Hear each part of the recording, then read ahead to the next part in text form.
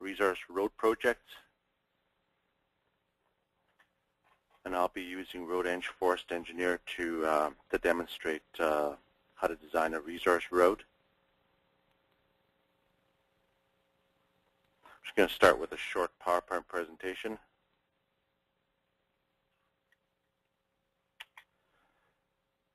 Road-Eng Forest Engineer is made up of 3 modules, and I'll be showing or using all 3 modules.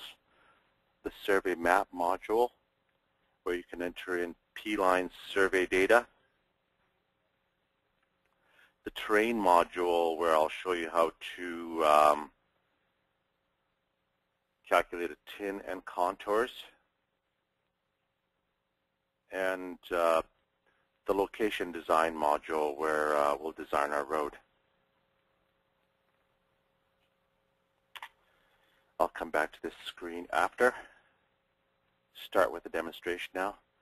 Just wanted to show you what a typical P-line survey looks like. Although you don't have to use a P-line survey, you could use a total station survey and import that into our terrain module. I am going to stick to showing you how to design on top of P-line with cross sections. This is what like I said, this is what a typical P-line survey looks like. You have azimuth, you have slope distance, you have station, you have slope. All 3 of these are used to calculate the horizontal distance. And you also have side shots, as you can see here, and ground types.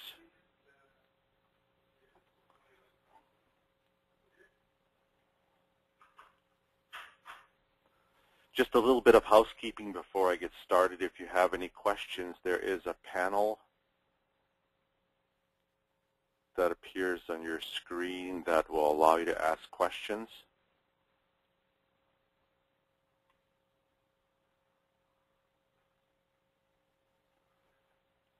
So if you have any questions, don't hesitate to ask. I will look over at the panel every so often and just see if there are any questions. First thing I'm going to do is I'm going to take these survey notes, P-line survey with cross sections, import them into the terrain module and calculate contours, and bring those contours in the background of my location design module when I design my road. Like I said, that's the first step. So let's go on over to the terrain module.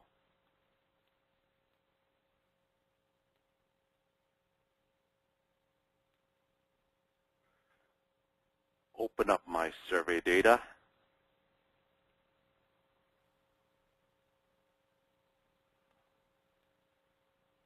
Survey module files are Traverse files have the extension either TR1 or older files are DB1. In this case, is a TR1 file. Open up select the TR1 file, press open. You are presented with an import options dialog box, which allows you to include side shots. I am going to include side shots, and I'm going to extend them out about 50 feet on each side of the P-line.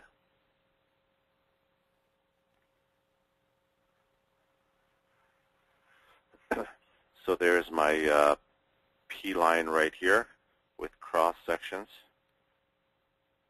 Let me just zoom in so you can see a little bit better. There's the P-line. There's the individual cross sections that occur at your P-line stations. Before I calculate my contours, I'm going to hide all these features. First of all, select all the features. The way you do that is you use Control-A on your keyboard.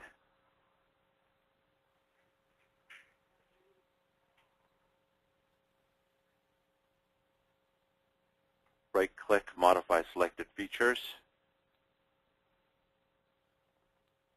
Properties, turn off the display of all those features. I really don't need them to be showing up to have the contours there. So they have disappeared. I click somewhere on the screen to make them disappear.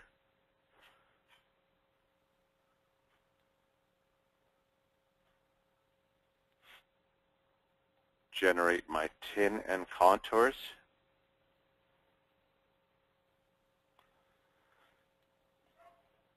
Watch what happens if I keep all my triangles on.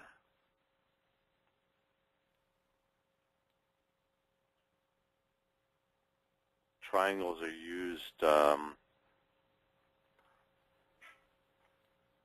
calculate your contours.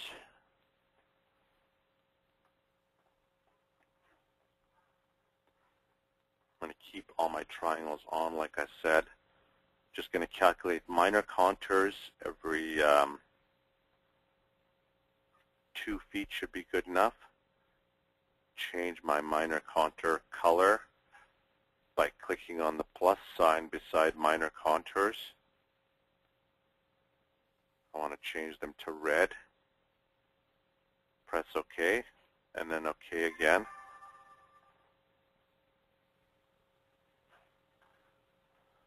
Notice that you get some pretty long triangles.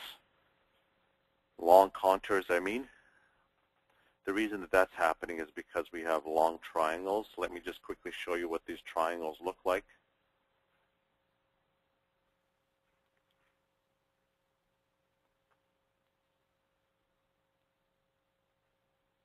How do you limit the length of those triangles? Well, in that dialog box, that generate tin dialog box that we saw earlier, I decrease the, I don't include all triangles. Let me first of all turn off these triangles so I'm not looking at them anymore. Don't need to see them. Press the Generate Tin button. Calculate my triangles again. Turn off Include All. I don't want any triangles to be formed that are longer than 200 feet.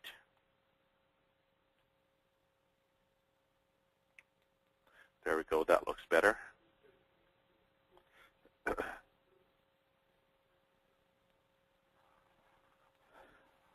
Save this file.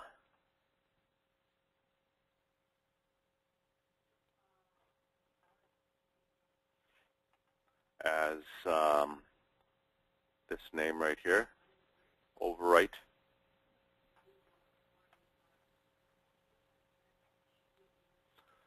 Now that I've calculated my contours, I'm going to go into the Location Design module and horizontally and vertically design my road. Module 2, Location Design.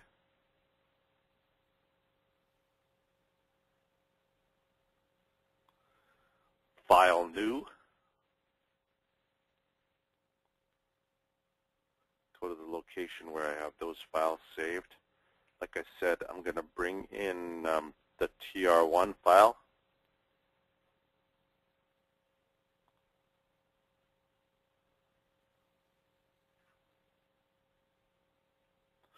Excuse me.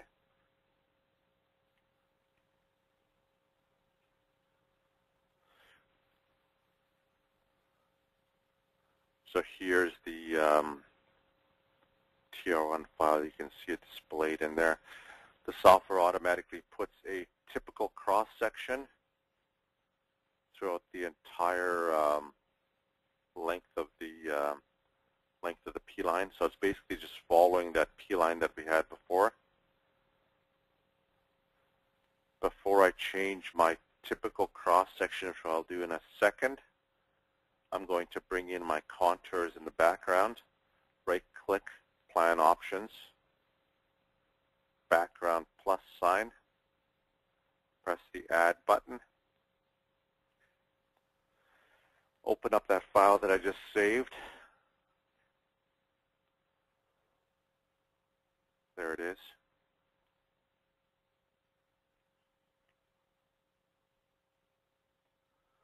Change my typical cross-section by going into Edit Templates. Open up a table. I'm going to use this one right here. This is an Imperial file, so I'm going to use this low volume English TPL. Let's talk a little bit about templates before I start my design. Every template, when you open it up, is made up of a number of components. This particular template has 4 components: a roadway component, double click, and you can change some of the parameters of that roadway component. I am going to change some of the parameters. Change my depth to about ½ a foot thick for my gravel surface. Keep the width at 10 feet on each side. Make that daylighting distance 0.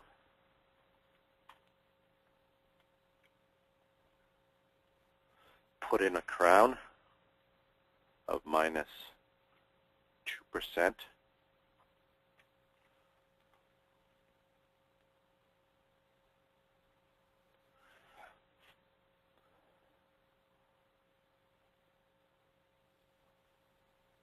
The next component is a ditch component. You can see that our ditches have widths. If you don't want your ditches to have widths, and if you want it to be a V-ditch, just put 0 in this area right here, which I'll do. My ditch depth is around 1 foot. Let me just change that to 2 feet.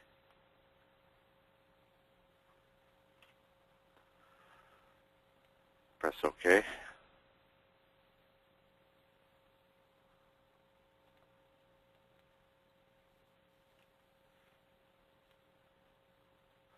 The next component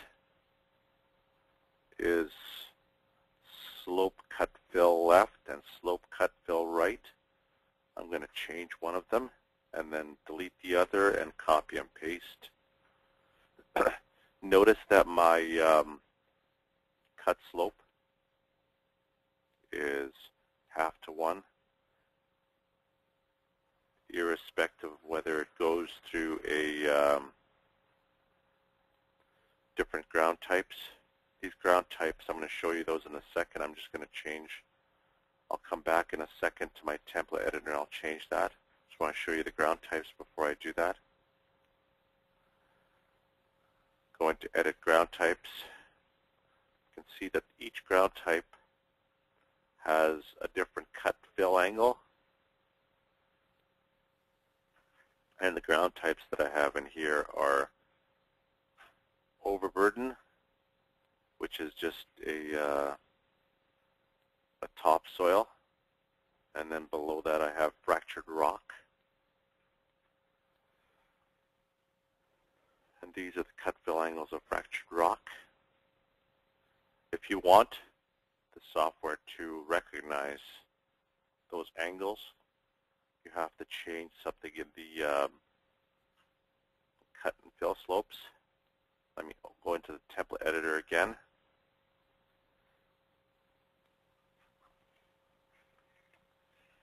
Change the cut slope angle to auto instead of forcing it to be ½ to 1.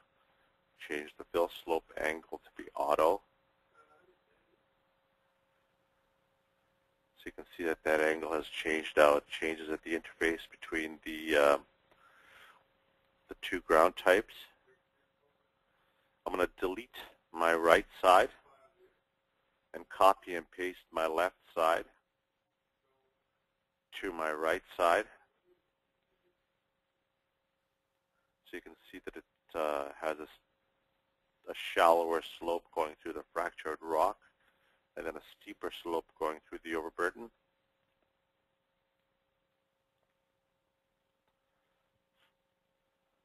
We have a number of other components available that come with the software.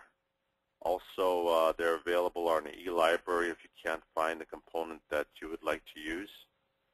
And if you can't find a component either in the software or on the eLibrary that you'd like to use, you can always create your own. You can also get help from us to create the software, to create your template, your component. I'm going to leave my component at this, a default gravel component. Press OK. And when I press yes, that's what you'll see is the default component being placed.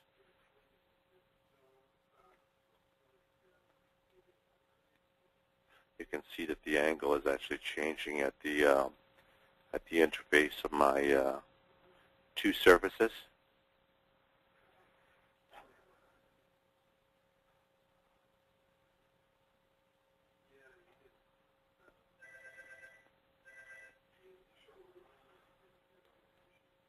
Okay. Next step is to do some horizontal alignment.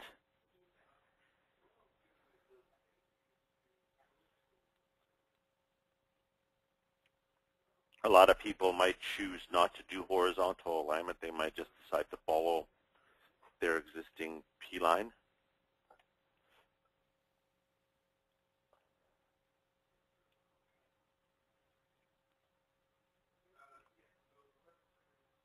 But I'm going to design some of these curves. I'm not going to do the whole road. I'm just going to design some of these curves just to show you how to do that. I'm going to retrieve a screen layout that will set my screen up for horizontal alignment.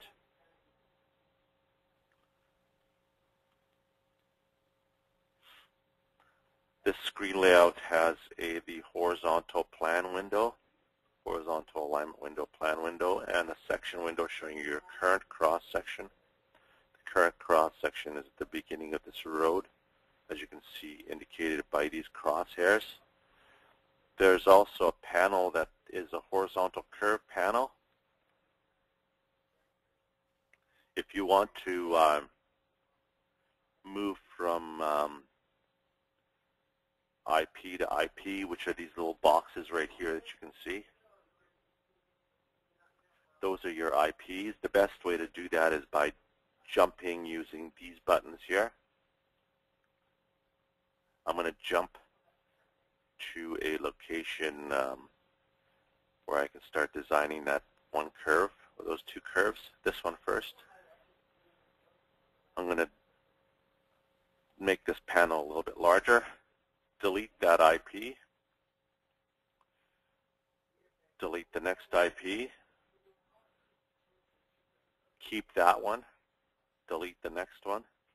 Jump and delete. Jump and delete. Jump, delete.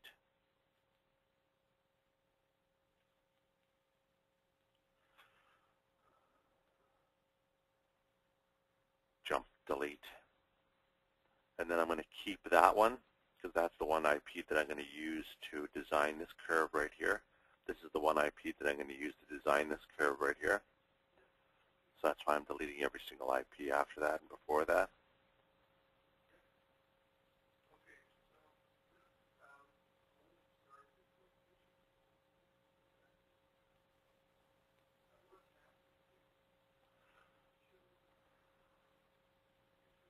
Delete a few more of these IPs.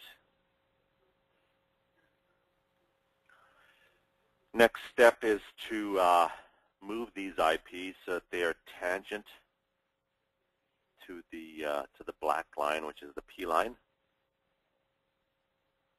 Right click Add Edit IP tool. You're presented with a pencil. Left, hover your pencil over the IP or PI. Left click once, pick it up. Left click again to tie it down.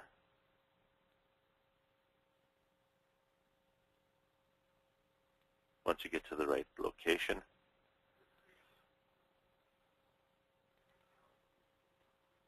I'm going to go to the next IP, do the same thing. Left click once, pick it up. Left click again to tie it down. Try to follow as close to the center line of the road, should be as close to that P line as possible.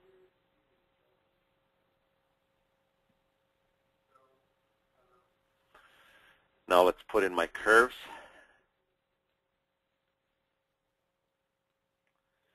.300 is a little bit too large.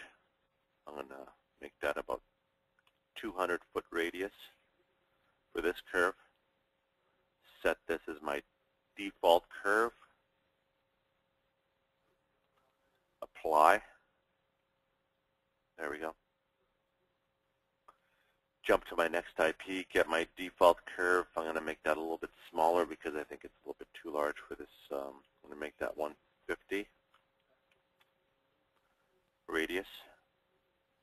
That's a little bit better. Let's zoom in. Notice that my red line, my center line, is following quite closely to my existing P line right now. I can move it around to tweak it a little bit more if I want to. Generally, you would want to follow the P line as closely as possible. You don't want to go more than 1/2 road width away from the P line because you start losing data out here. There's not much data that occurs out here. I'm going to pull this IP over also. Maybe make that radius a little bit smaller. Maybe make it 100. Apply. That's a little better. Pull that in.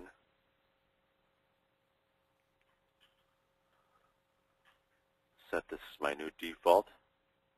Jump to my next PI, get my default curve, apply. So the way I set default is by clicking on this button right here, which is like it's like a save. Second button from the right, past the question mark, or third button from the right, total. And then you can just get default, apply. If your default doesn't change too often,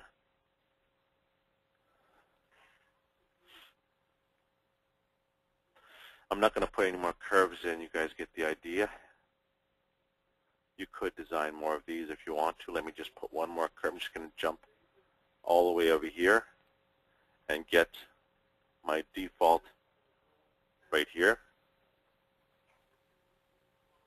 Apply.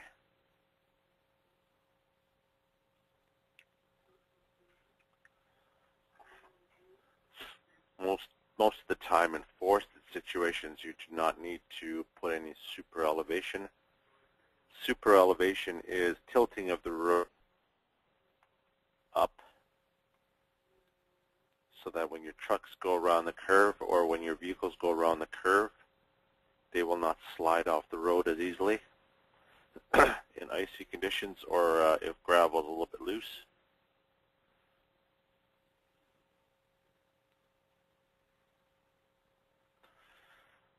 Now that I've done horizontal alignment, let's move on to vertical alignment. I'm going to retrieve a screen layout that will set my screen up for vertical alignment, which is this screen layout here. Screen layouts are these little files that set up all your options the way you like to see them. This particular screen layout has a volumes, cut volume, fill volume, and mass haul volume, as well as a mass haul diagram down at the bottom. the mass haul diagram is endlessly going up because we are sitting right on top of the ground, so we're cutting more than we're filling, as you can see here. I'm going to try to balance that out a bit more. Excuse me.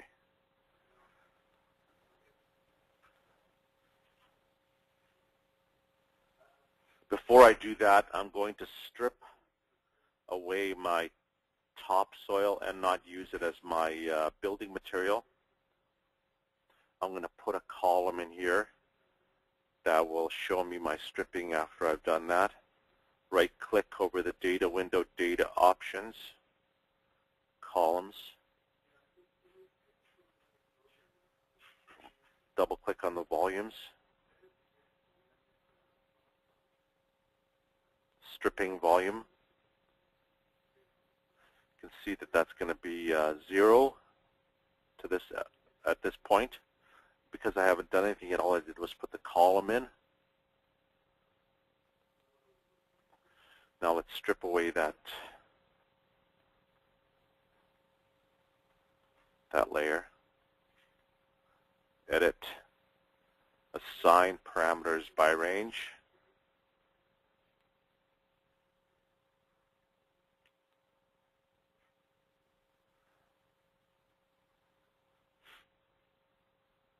Site prep. And strip away 1 foot of material. Overburden removal from the outside to slope stake base, and I'm going to offset it about 2 foot beyond the slope stakes, so strip away beyond the slope stakes about 2 feet. The slope stakes are these points right here, top of cut, toe fill. Press the Add Edit button from beginning to the end of the road. Before I go OK, I'm going to also change my fill types. So I'm not using existing layer 1 as fill, but using existing layer 2 as fill. Existing layer 1 will be stripped away and taken away to a spoil site where it will not be used for anything. Press the Add Edit button. Now I can press OK. You'll see the volumes will dramatically change. If I scroll down to the bottom of this list, got almost 2,500 cubic yards of stripping. I've got, with no design at all, I've got 6,269, cubic yards of cut, and almost 4,000 cubic yards of fill. That will give me a total of almost 2,400 cubic yards excess. Once those two numbers are subtracted, 6269.9 minus 3922.7 will give me 2347.2. That's without any design. Let me do some design work and try to balance this out a bit better, get rid of some of this waste.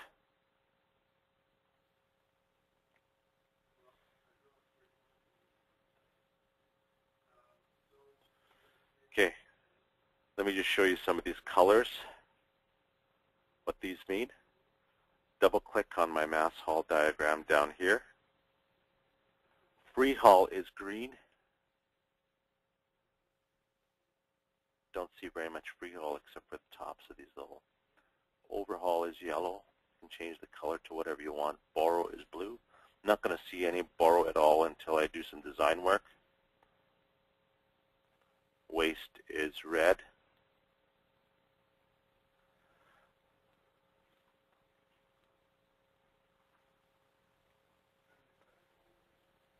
I'm going to change my stripping, my free haul distance to about 1,000 since we're dealing with imperial units, and 3,000 for my overhaul distance.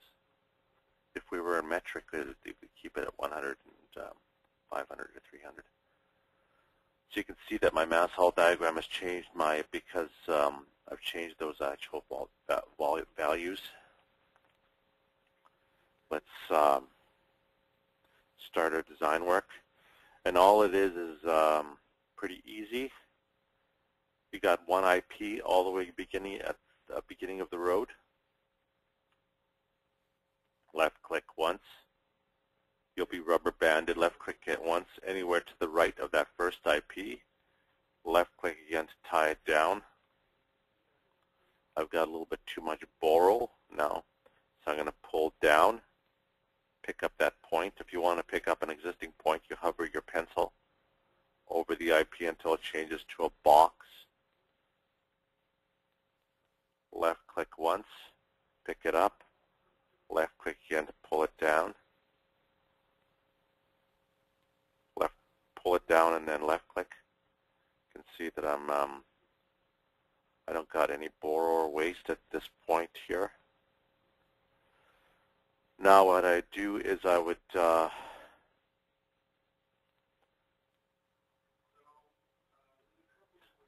before I move on, notice that we have a grade label that gets placed at this segment of our road, negative 4.5% grade.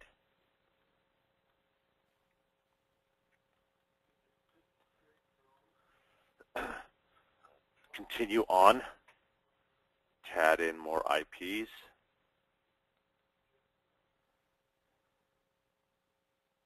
You left click anywhere to the right of the last point, which is this point right here, and then left click again to tie it down.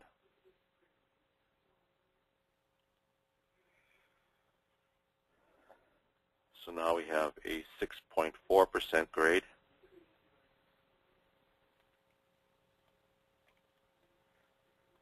And by the way, I'm panning by using my center wheel button, holding down the center wheel button, and I'm zooming in by rolling in on my roller on my mouse. Left click again anywhere to the right of that last point. Left click again to tie it down. I got a little bit too much borrow, so what that means is I got too much fill, so I'm going to pull down a bit more, hover my pencil over my IP, grab it, pull down. That's looking a little bit better.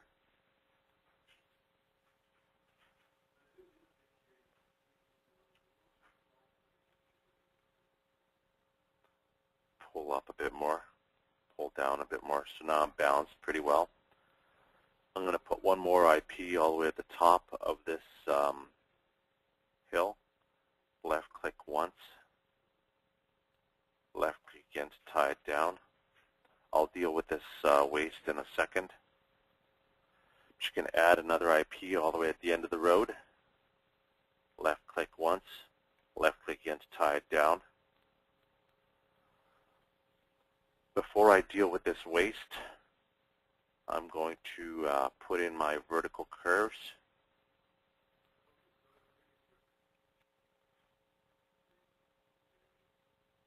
Jump to my second IP. Get a default. Again, it's the same procedure as in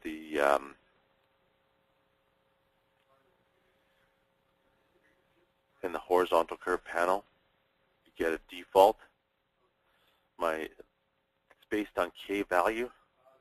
K value is the distance divided by the change in grade. The distance in this case is 548.5. The length of curve divided by the change in grade, which is 11 in this case, as you can see down here in the panel. Let me change that to 10. So that means that the length will be now 109. Apply. 10 to 20 is a good value for imperial units. I'm going to put it at 20 actually. So now our length of curve is 219.4. You can actually, if you don't want to go over a certain length of curve, you can click on toggle on length, lock length, change that to 100, and that will calculate a K value. Let me go back to my K value. I'll put in a 10, apply. I'm going to put in 20 actually. Apply. Set this as my default curve. So press this button again. Remember it said set default. You just hover over it, set default. Jump to my next IP, get default, apply. I've got two curves now in place. Jump to my next IP, get default, apply. So it's that same procedure over and over again. Jump to my next IP, get default, apply. Let me just show you something. I'm going to just put no curve back again. Just want to show you what happens if you got two IPs that are too close to each other. Try to get default now, and you'll see curve does not fit tangents. What that means is that there's either another IP in the way or another curve in the way. I'll pull this up out of the way, get default, pull it back a bit more, get default, apply. Balance this volume out a little bit more. Get rid of some of that cut volume by pulling up this IP. Not too much because you don't want to create borrow.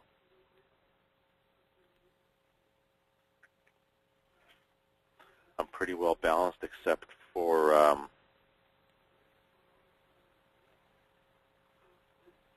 pull that down a little bit more. That looks pretty good, I think.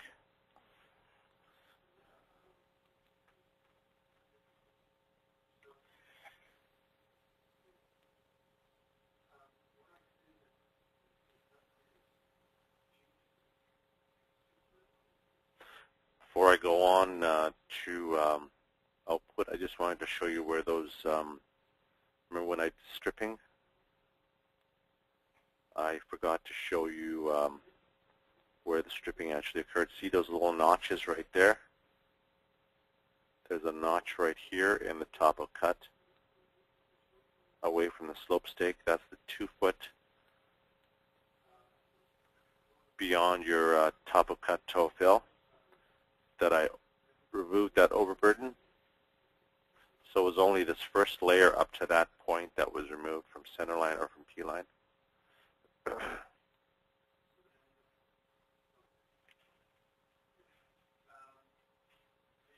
Zoom back out.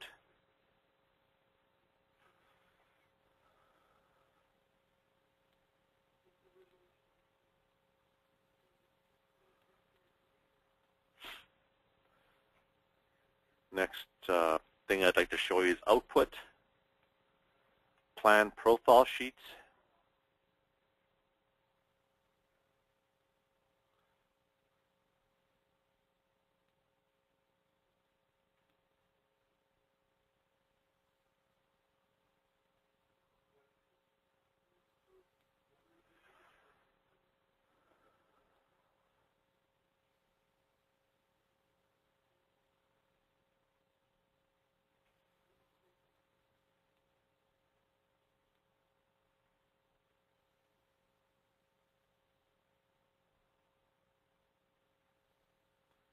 Let me get another screen layout here.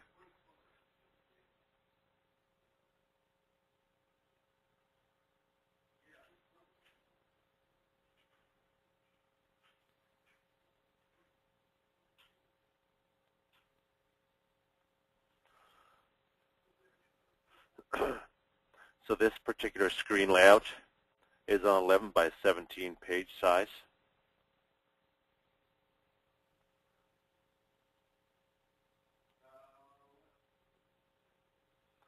Just change my size of page to 11 by 17 landscape.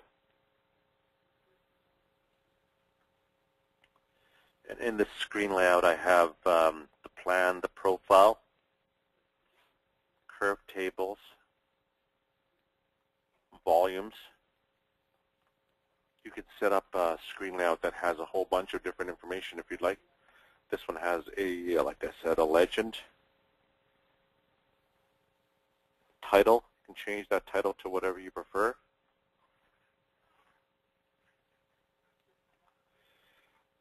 You don't have to exactly have all this information here.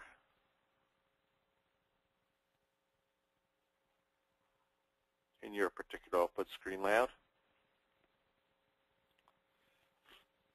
Mine has, let me turn on some other information here like stationing for my plan, options, labels,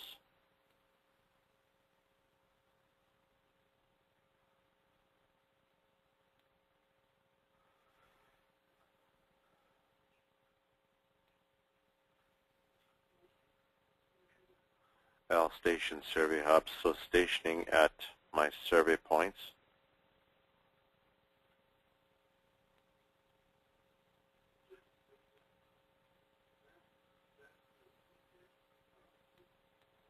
One more thing I'd like to change. I'm going to minimize this window for a second. I'd like to change my stationing to a typical format that you would see in for Imperial Design. Go back to the bottom of my window and retrieve my multi-plot. If you've got too much information in the way, I'm going to turn off some of the other items, such as comments.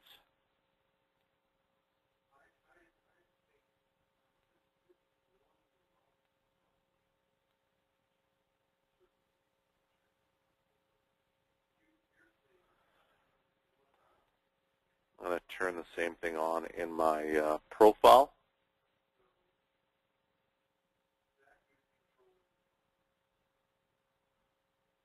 Labels plus sign.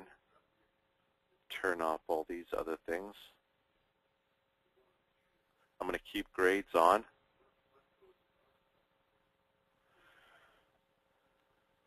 Station survey hubs.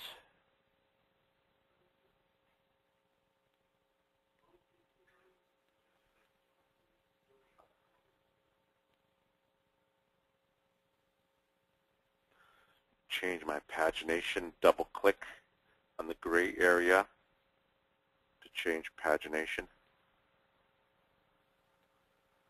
I'm going to put in 1,000 feet per page, starting at negative 150, offset from the edge of the page. Actually, I'm going to change that. I'm going to use plan profile page width.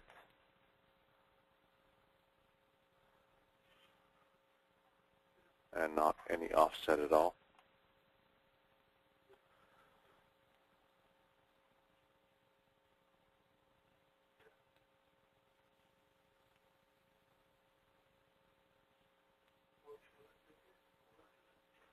Let's change that to 750.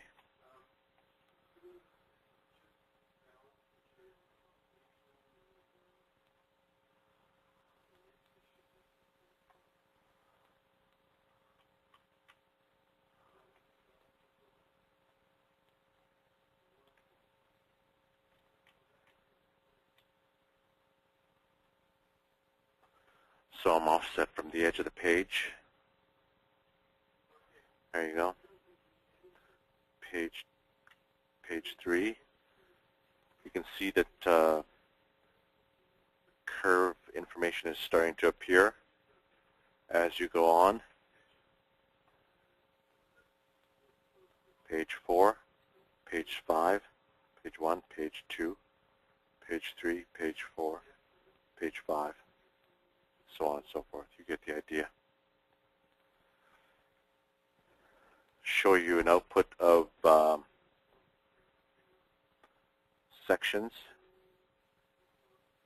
I'm going to just make it simple and delete all this information over here. Don't need to see that.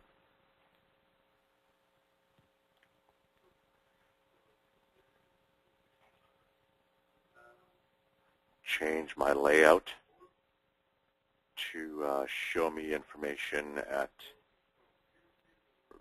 turn off all this information. I just want to see P-line survey points, information at P-line survey points, because that's what's the most important to the person that's going to be laying this out. I'll deal with these long culverts in a second.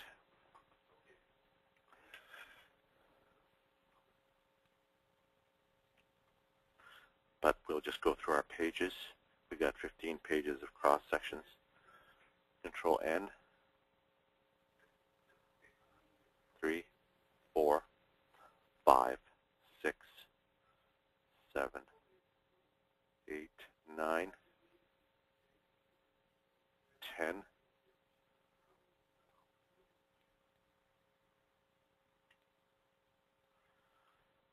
Don't worry about these cross sections with pipes in them. I'll deal with that right now.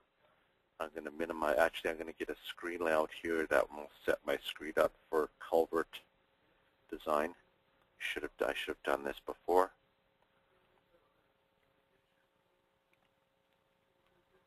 Some of these are actually quite long.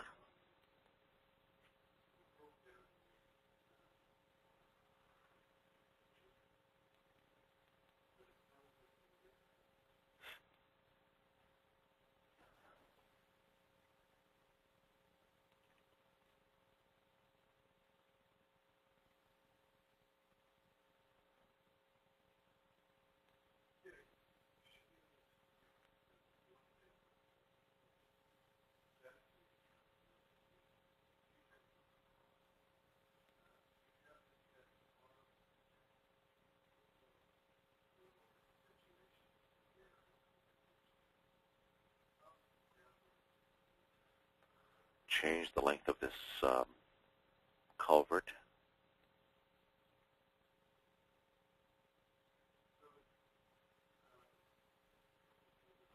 Or if it's not a good location for a culvert,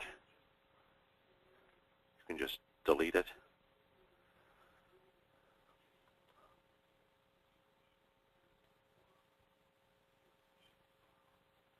I might have to change my alignment a little bit more so that I can fit some of these culverts. Let's do that. If these are actually stream crossing culverts, give it a little bit more room to move.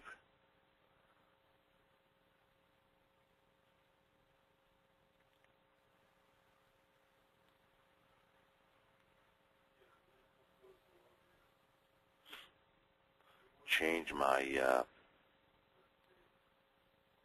gradient of this culvert to a 5%.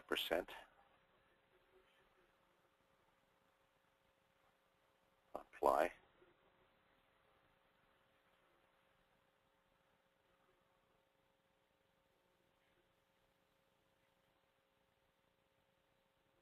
There.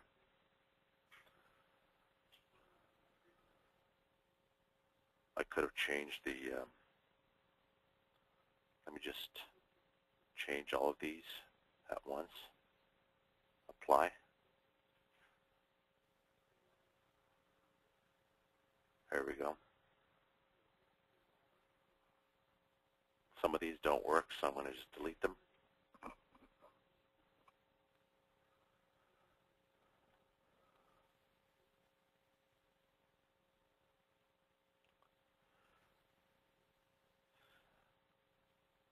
I'm going to show you that last screen that I said I was going to show you.